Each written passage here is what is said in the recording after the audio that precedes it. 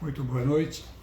Que a doce paz de Jesus continue em nossos corações e possamos seguir as orientações que são ministradas aqui para a equipe espiritual e que no dia a dia possa ser sempre mais um passo à frente na nossa evolução. Dando continuidade no Evangelho de Mateus, capítulo 10, itens, versículo 34. Não penseis que vim trazer a paz, não vim a trazer a paz, mas a espada. Com efeito, vim contrapor o homem a seu pai, a filha a sua mãe e a nora a sua sogra. Em suma, os inimigos dos homens serão seus próprios familiares.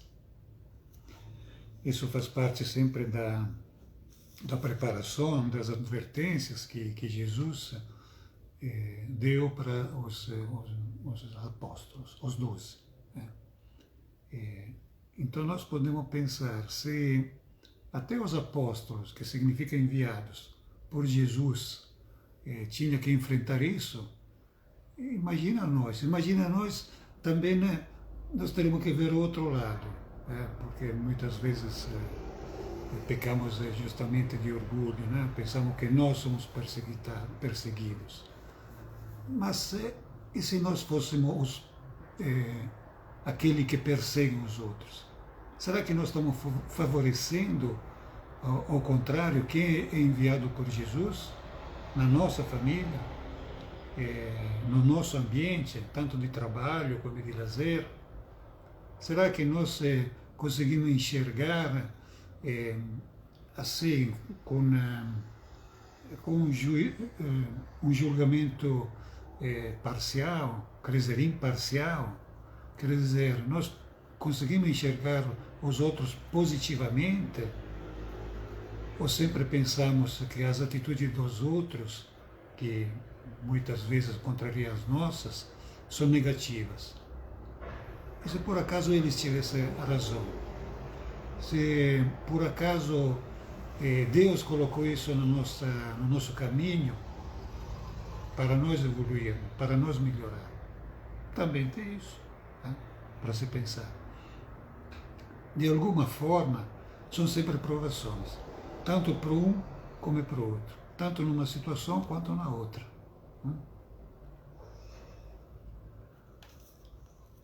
Renunciar a si mesmo para seguir Jesus. Esse aqui é um passo muito, muito importante.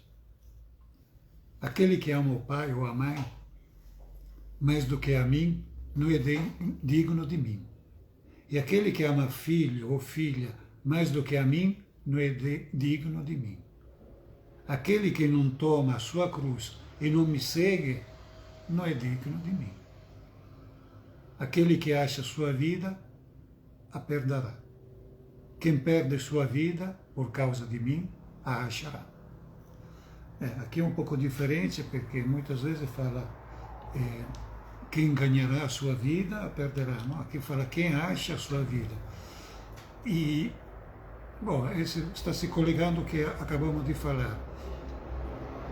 Muitas vezes nós achamos de estar no caminho certo, nós achamos de estar com a atitude certa, nós achamos que nós achamos. Agora, a pedra de toque é Jesus. Porque o que nós achamos é uma coisa, mas nós perguntamos muitas vezes o que falou Jesus, o que recomendou Jesus, que justamente faz parte do que nós estamos lendo hoje e acabamos de ler a semana passada, as recomendações de Jesus, os verdadeiros valores. E cada um, claro, não tem uma regra fixa, muito pelo contrário, né?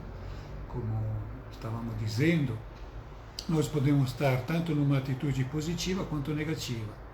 E nós podemos ser sendo julgados negativamente ou positivamente, e nós que temos que enxergar no nosso íntimo, deixar que aquela fagulha divina que está em nós, que fale por nós. E temos que ter muito muito cuidado com isso. Isso é justamente o merecimento que cada um depois vai colher na vida futura. Na vida futura e no futuro também dessa vida, não é que o futuro é só daqui a 50 anos, 100 anos, não, o futuro é daqui a um minuto, uma hora, um dia, uma semana, um mês, assim por diante. Né?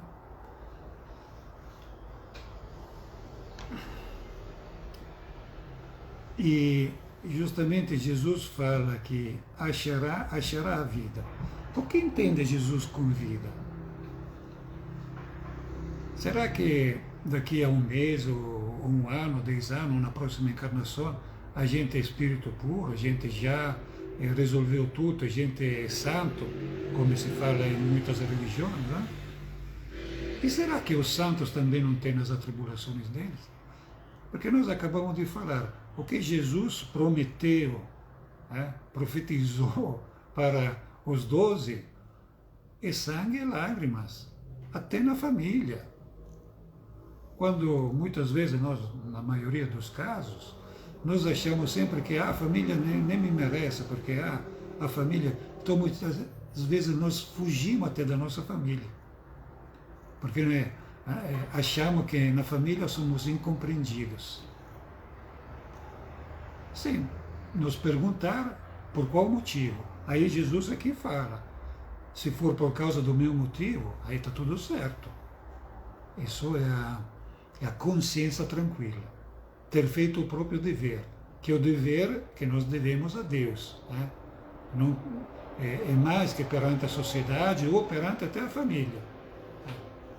Mas isso, voltamos a dizer, é um problema de consciência, de cada um, em cada situação. Aqui está a conclusão.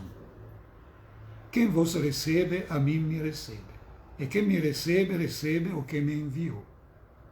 Quem recebe um profeta na qualidade de profeta, receberá a recompensa de profeta. E quem recebe um justo na qualidade de justo, receberá a recompensa de justo. E quem me der, nem que seja um copo d'água fria, a um destes pequeninos, por ser meu discípulo, em verdade vos digo que não perderá sua recompensa. E aqui tem aquela famosa frase que depois vai ser repetida nos outros evangelhos, não? Que a verdadeira ponte com Deus, sempre seguindo o exemplo de Jesus, é com o próximo. Porque ficar fiel a Deus no egoísmo, quer dizer, na indiferença, somente rezando, louvando a Deus, mas tem que praticar isso. O maior louvor a Deus, isso está já no Antigo Testamento, é o sacrifício que a gente faz de si mesmo, a favor dos outros, claro. Porque senão, por qual motivo nós estaremos numa sociedade, numa família, num povo, e assim por diante. Porque cada um tem que fazer o próprio dever. Aí muitas vezes nós falamos, mas os outros. Bom, nós temos que pensar para nós, porque a salvação, afinal de contas, é individual. Isso é o paradoxo. Só que nós não podemos ser egoístas, muito pelo contrário, temos que ser altruístas. Também porque se nós ajudamos outros, nós somos ajudados. Como fala aquela famosa oração de São Francisco, é dando que se recebe, é perdoando que se é perdoados. E assim por diante. Aí, isso é um processo, não estamos dizendo que é fácil, estamos dizendo que é simples.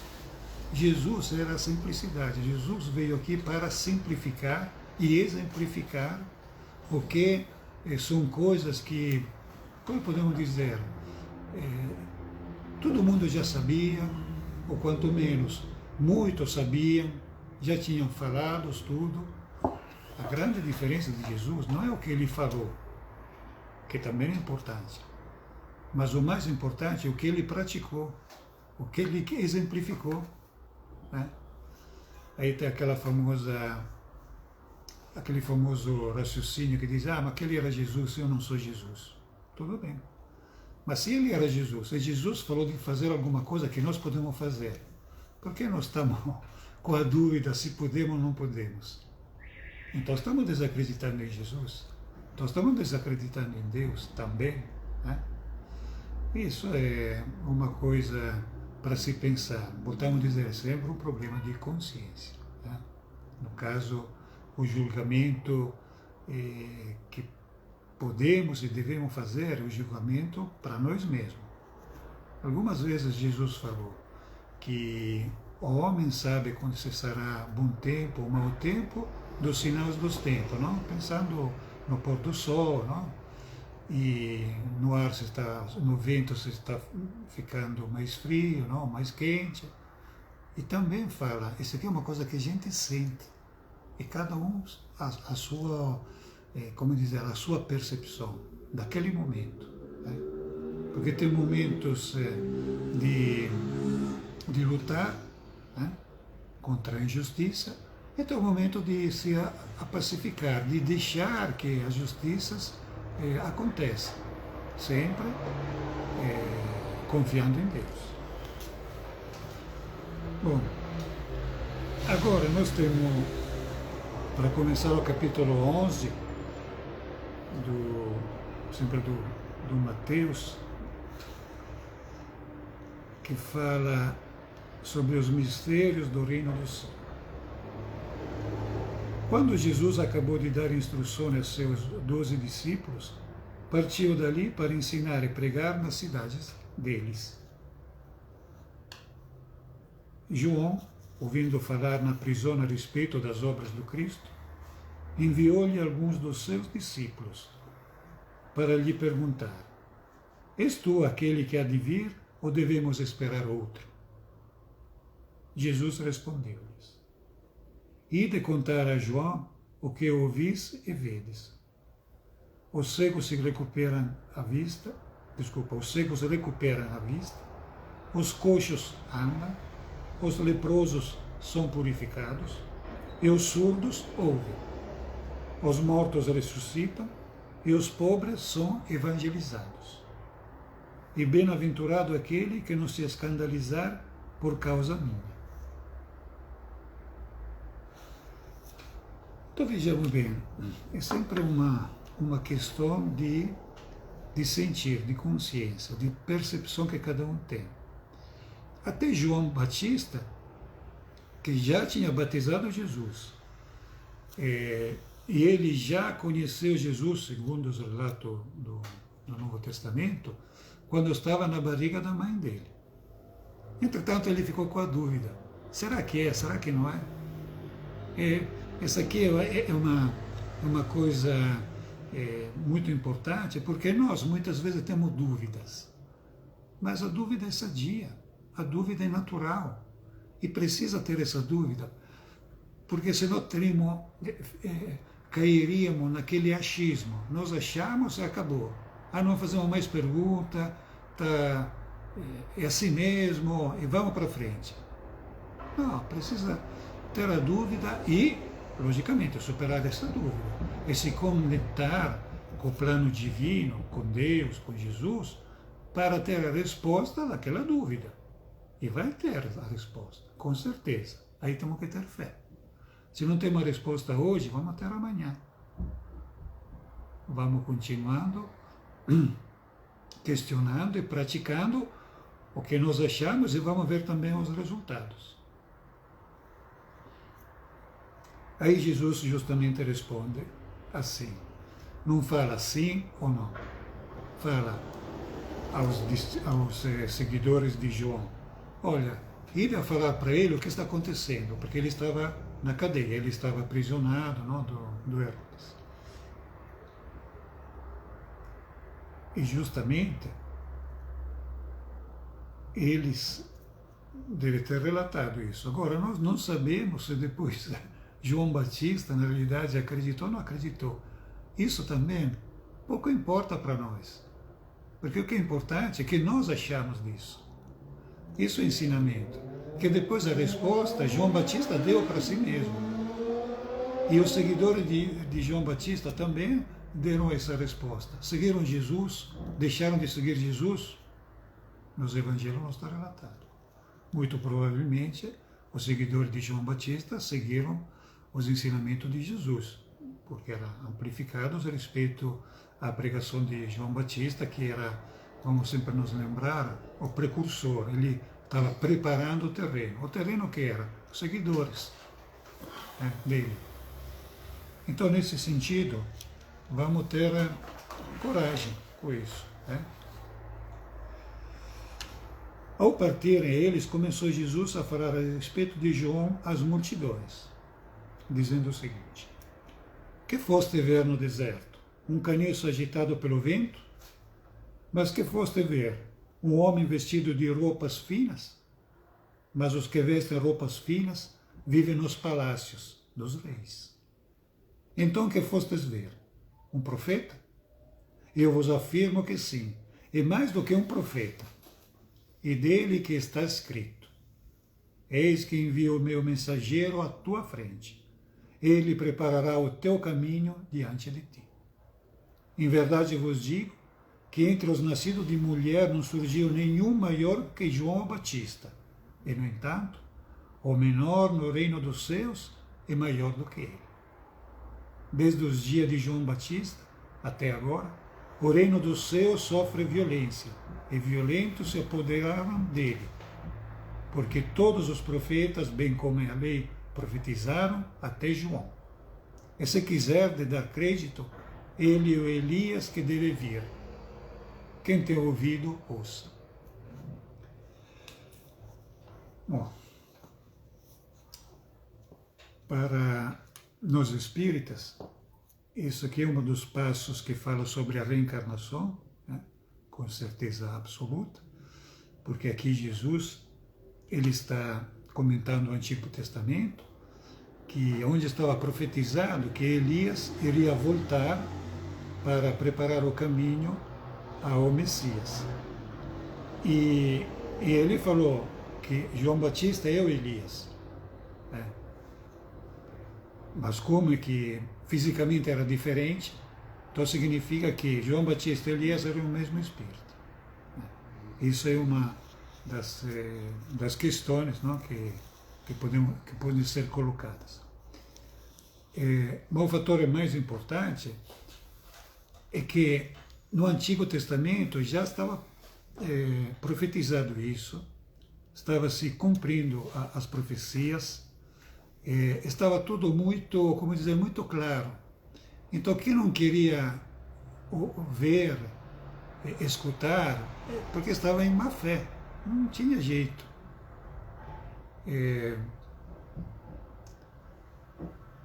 Nesse sentido, o que podemos dizer?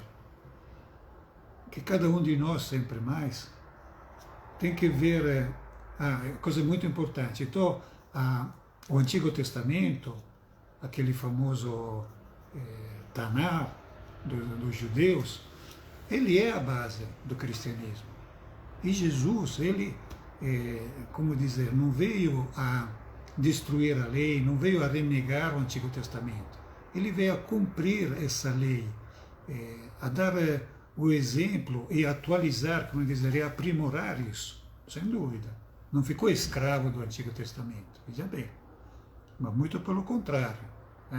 Ele nos livrou do que podia ser uma imposição muito grossa, muito pesada, é quase impossível a ser cumprida. E nesse sentido, ele faz referência ao texto justamente para dar, como dizer, uma base, porque senão a pessoa fica desnorteada. Fala, então eu não posso me salvar se tenho que cumprir tudo isso. E depois faz também uma grande apreciação, que entre os nascidos de mulher não surgiu nenhum maior que João Batista. Significa o quê? Que João Batista ele é o maior espírito, não? Depois de Jesus, logicamente, mas dos nascidos de mulher, assim, vamos dizer, o espírito normal, uma pessoa normal. Mas tem espíritos, pessoas maiores que ele. E onde? Então significa que tem outros mundos, outros planos, com certeza. E isso sempre nos referindo à palavra de Jesus, sem pensar em outros, né? Agora, no final, Jesus mata sempre a questão, coloca: quem tem ouvido, ouça. Quer dizer, quem quer ouvir, quem quer acreditar, que acredite, né? Essa semana, mais uma vez, escutamos um grande teólogo, um grande estudioso de uma outra, sempre cristã, que dizia: olha, nós não podemos acreditar, como ele falou, o fato que na Bíblia não está escrito que tem outros mundos habitados não significa que não exista, não? Entretanto, muita gente fala: mas na Bíblia deveria ter falado. A Bíblia não fala disso. Mas também, desculpe a colocação, mas também a Bíblia não falou de canguru, não falou de muitos animais que na realidade existem, sempre existiram. É que a Bíblia não estava preocupada com isso. Também Jesus não estava preocupado com isso. Entretanto, Jesus, em uma determinada oportunidade, ele falou: há muitas moradas no reino de meu Pai. E se não fosse assim, eu teria dito para você. Que pode ser interpretada justamente como mundos habitados fora do planeta Terra, não, fora do sistema solar, fora dessa galáxia, assim por diante. Mas não é isso que Jesus veio a fazer isso. Não é por esse motivo que Jesus veio aqui. Então, não vamos nos preocupar muito com isso. Entretanto, é bom raciocinar sobre isso, porque também aquela negativa, como podemos dizer, categórica, nesse sentido, não pode ser pega positivamente. Precisa ter aquela dúvida, né? Ou, no mínimo, deixar essa oportunidade aberta. Bom, vamos parar por aqui, porque depois depois vai falar justamente mais sobre o reino dos céus, não? Que nós hoje em dia podemos traduzir como o reino espiritual, que não é apenas o reino espiritual após a vida, como é justamente, né? Muitas religiões falam do paraíso, daquele mundo do porvir, o Lambá que falam os judeus, mas da vida espiritual, do mundo espiritual que vem aqui na Terra. Porque nós, se vamos ampliar bastante o nosso horizonte, nós podemos dizer que a humanidade, o mundo, a sociedade, a respeito do que era os tempos de Jesus, ela evoluiu muito, muito mesmo, e vai evoluir ainda mais, que também tem isso. Que vamos nos lembrar que Jesus falava pouco do passado, onde de vez em quando dava uma pincelada no passado, mas o que falava Jesus era sempre mais do futuro que vai sendo construído no presente, acreditando em Deus primeiramente, não? Tendo a fé, e seguindo os caminhos de Jesus. Muita paz.